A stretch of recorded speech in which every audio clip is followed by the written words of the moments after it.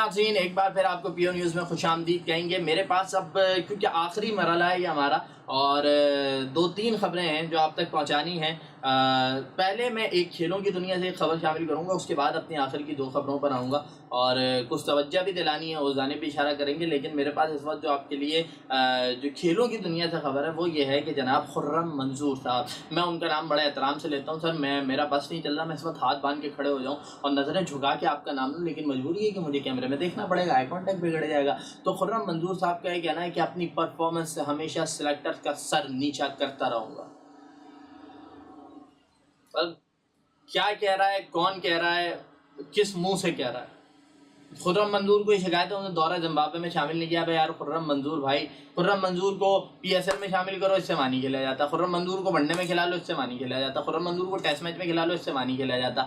یہ گھر کا وہ بدماش ہے جو اپنے گھر میں تو بچوں کو مان لے گا، لیکن جب باہر جھگڑا کرنے کی باری آئے گی تو اس کے بعد سر پہ پیر رکھ کے ایسا بھاگے گا، ایسا بھاگے گا جیسے یوسین بولٹ بھاگتا ہے، تو اس کے بعد یہ کہیں نظر نہیں آتا۔ تو بھائی سلیکٹر سے میری گزارش ہے کہ میں احمد شہزاد کو سلیکٹ کرنے پہ جتنا آپ پہ تنقید کرتا رہا ہوں، میں اتنا آپ کا شکریہ ادا کروں گا کہ اللہ کے واسطے اس خرم منظور کو ٹیم میں نہیں لانا۔ اس انسان کی کوئی جگہ نہیں ہے، اس انسان کو صرف جو ہے وہ گلی میں وہ محلے میں جو ہوتے ہیں نا، وہ جن گراؤنڈز میں گھاس بھی نہیں اگی ہوئی ہوتی، اس کو ان پہ کھلاؤ، اس کی اس سے زیادہ کھیلنے کا کوئی لیول نہیں ہے۔ خرم منظور کو اتنے موقع دیے گئے، نہ یہ کراچی ڈولفنز میں کھیل سکا، نہ یہ کراچی کنگز میں کھیل سکا، نہ یہ پاکستان کی انٹرنیشنل ٹیم میں کھیل سکا۔ اسے T20 میں کھلا لیا، اسے ون ڈے میں کھلا لیا، اسے ٹیسٹ میں کھلا لیا، اس کے لیے آپ 20 دن کا بھی ٹیسٹ رکھ لیں گے، یہ اس میں بھی نہیں کھیل پائے گا۔ تو خرم منظور، تمہاری ٹیم میں موجودگی پاکستانی قوم کو نہ منظور، کٹ لو بیٹا یہاں سے۔ تو جناب آتے ہیں اپنی آج کی آخری 2 خبروں کی جانب۔ پہلی خبر یہ ہے، خبر نہیں ہے، میں کچھ بات کرنا چاہتا ہوں، اور وہ یہ ہے کہ جناب ایک تو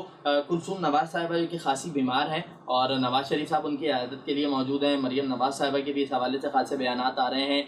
ہم دعا کرتے ہیں کہ اللہ تعالیٰ کلثوم نواز صاحبہ کو تندرستی دے، اور ایسے میں جو مختلف سیاسی جماعتوں کے کارکنان کی جانب سے اور کچھ ذمہ داران کی جانب سے بھی کلثوم نواز صاحبہ کی بیماری کو لے کر جو مذاق بھی بنایا جا رہا ہے، ان پہ تانے بھی مارے جا رہے ہیں، نواز شریف کے اوپر بھی تانے مارے جا رہے ہیں۔ تو براہ کرم دیکھیں، کلثوم نواز صاحبہ مریم نواز صاحبہ کی والدہ ہیں اور نواز شریف صاحب کی اہلیہ ہیں۔